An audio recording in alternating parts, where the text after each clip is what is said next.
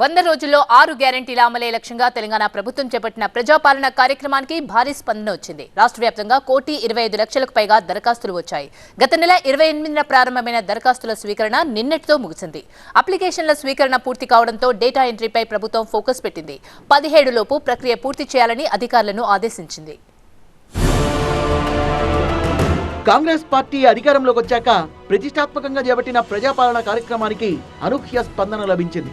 దరఖాస్తులు వెల్లువలా వచ్చాయి. తెలంగాణ వ్యాప్తంగా ప్రజాపాలన దరఖాస్తుల సంఖ్య 1,00,00,000 దాటింది.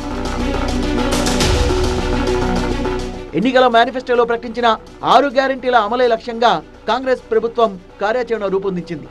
అర్హులైన పేదలకు సంక్షేమ పథకాలను అందించేందుకు తెలంగాణ ప్రభుత్వం ప్రతిష్టాత్మకంగా ప్రజాపాలన నిర్వహిస్తోంది.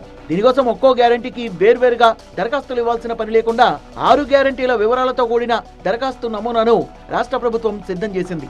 ఇందులో భాగంగానే మహాలక్ష్మి, రైతు భరోసా, గృహజ్యోతి, ఇందిరమ్మ ఇండ్లు, చేయూత పథకాలతో పాటు రేషన్ కార్డులు, ఇతర అవసరాల కోసం కూడా వినతి పత్రాలు, ఫిర్యాదులు స్వీకరించారు. 6 గ్యారెంటీలను కాంగ్రెస్ ప్రభుత్వం అమలు చేయకపోతే బాగుంటుందని బీఆర్ఎస్, బీజేపీ కలలుగంటున్నాయని, కానీ వారి కలల్ని నిజం కానివ్వబోమని త్వరలోనే హామీలన్నీ అమల్లోకి తీసుకొస్తామన్నారు భట్టి.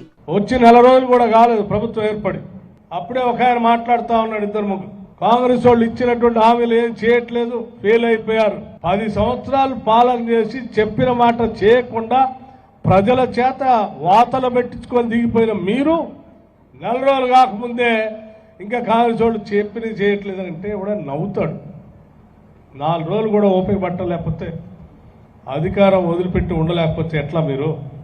6 గ్యారెంటీలను 100 రోజుల్లో అమలు చేస్తామని ఎన్నికల టైంలో కాంగ్రెస్ పార్టీ హామీ ఇచ్చింది. అందుకే ప్రభుత్వం ఏర్పాటైన తర్వాత ఆ దిశగానే చర్యలు చేపట్టింది.